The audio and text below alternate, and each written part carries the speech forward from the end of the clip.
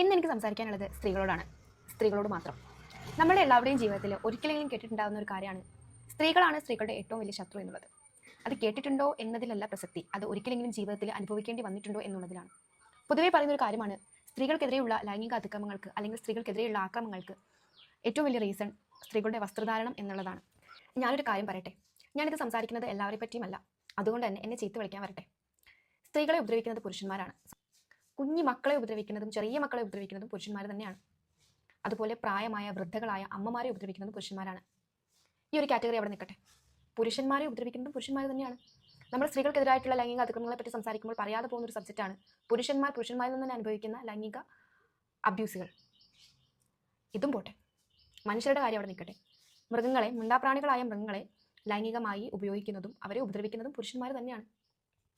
അപ്പോൾ ഈ യാഥാർത്ഥ്യം നിലനിൽക്കെ സ്ത്രീകൾക്കെതിരെ ഉണ്ടാകുന്ന ലൈംഗിക അതിക്രമങ്ങൾക്ക് അവരുടെ വസ്ത്രധാരണമാണ് എന്ന് പറഞ്ഞ് സ്ത്രീകളെ തന്നെ വ്യക്തമാക്കുകയാണ് ചെയ്യുന്നത്. അപ്പോൾ ഇതിനെ സപ്പോർട്ട് ചെയ്തുകൊണ്ട് നമ്മളിപ്പോൾ ഇടുന്ന ഒരു വാട്സപ്പ് സ്റ്റാറ്റസ് ലെറ്റ്സ് സേ, അല്ലെങ്കിൽ ഒരു സ്റ്റോറി, ഇത് നമ്മുടെ താഴെ വളർന്നു വരുന്ന യങ് ജനറേഷൻ, അതായത് ഒരു കോളേജ് സ്റ്റുഡൻറ്റ് അല്ലെങ്കിൽ ഒരു സ്കൂൾ കുട്ടി, അവരിലുണ്ടാക്കുന്ന ഇമ്പാക്റ്റ് എത്രത്തോളമാണെന്ന് നിങ്ങളിൽ ആരെങ്കിലും ചിന്തിച്ചിട്ടുണ്ടോ?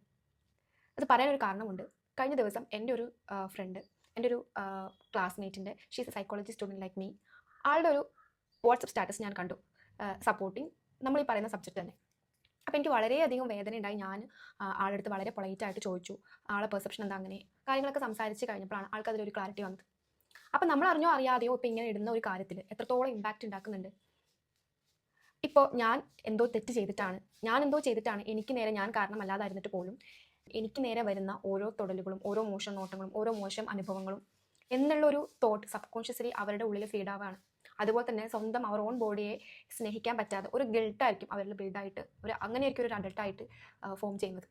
അതേസമയം തന്നെ അവരുടെ സെയിം ഏജിലുള്ള ബോയ്സ് അവരെന്താ ചിന്തിക്കുക, ഓക്കെ, ഇന്ന് ഇങ്ങനെ ഒരു സ്ത്രീക്ക് അനുഭവം ഉണ്ടായി, ഒരു മോശം അനുഭവം ഉണ്ടായിട്ടുണ്ടെങ്കിൽ അതിൻ്റെ മെയിൻ റീസൺ ആളുടെ ഡ്രസ്സിങ് രീതി തന്നെയാണ് എന്നുള്ളതായിരിക്കും അവരുടെ ഒരു പെർസെപ്ഷൻ, അല്ലെങ്കിൽ അവരുടെ ഒരു തോട്ട് പ്രോസസ്സ് ബിൽഡാവുന്നത്. അതുപോലെ തന്നെ സെൽഫ് കൺട്രോൾ ഇല്ലാതെ അവസരം കിട്ടിക്കഴിഞ്ഞാൽ ഏത് സ്ഥലത്ത് വെച്ചും ഒരു സ്ത്രീയെ ഉപദ്രവിക്കാൻ തക്കം നോക്കി നടക്കുന്ന സാമൂഹ്യ വിരുദ്ധർക്ക് നമ്മൾ കൊടുക്കുന്ന ഓരോ ഉറപ്പ് കൂടിയായിരിക്കും നമ്മൾ ഈ സപ്പോർട്ട് ചെയ്യുന്ന ഒരു കാര്യം. അപ്പോൾ നമ്മളൊന്ന് ഓർത്ത് നോക്കിക്കേ, നമ്മൾ ചെയ്യുന്ന ഒരു ചെറിയൊരു കാര്യം ഏതൊക്കെ രീതിയിലാണ് സൊസൈറ്റിയിൽ ഇമ്പാക്റ്റ് ഉണ്ടാക്കുന്നതെന്ന്. ഞാൻ കണ്ടതിൽ വെച്ച് ഏറ്റവും സ്ട്രോങ് ആയിട്ടുള്ള ഒരു സ്പീഷ്യസ് ആണ് വുമൻസ്. പക്ഷേ ആക്ച്വലി ദേ ലാക്ക് സംതിങ്. എല്ലാവരുമല്ല, പക്ഷെ മെജോറിറ്റി. അവർക്ക് കൂടെയുള്ള മറ്റ് വുമൻസിനെ അക്സെപ്റ്റ് ചെയ്യാനോ, അല്ലെങ്കിൽ അവരൊന്ന് ചേർത്ത് പിടിക്കാനോ, അപ്രിഷിയേറ്റ് ചെയ്യാനോ, അസൂയില്ലാതെ കാണാനോ, പച്ചയ്ക്ക് പറയുകയാണെങ്കിൽ അങ്ങനെ കാണാനോ മിക്ക ആൾക്കാർക്കും പറ്റാം. ഞാനൊരു സ്ത്രീയാണ്. അപ്പോൾ ഇന്നത്തെ ഇത്രയും ഭീതി നിറഞ്ഞ, അങ്ങനെ തന്നെ പറയണം, ഭീതി നിറഞ്ഞ ഈ സമൂഹത്തിൽ എന്നെ സപ്പോർട്ട് ചെയ്യാൻ ഒരു സ്ത്രീ എന്നെ സപ്പോർട്ട് ചെയ്തില്ലെങ്കിൽ വേറെ ആരാണ് സപ്പോർട്ട് ചെയ്യുക? ഇന്ന് നമ്മുടെ സമൂഹത്തിൽ നടക്കുന്ന സ്ത്രീകൾക്കെതിരായിട്ടുള്ള ഇതുപോലത്തെയുള്ള ഓരോ പ്രശ്നങ്ങൾക്കും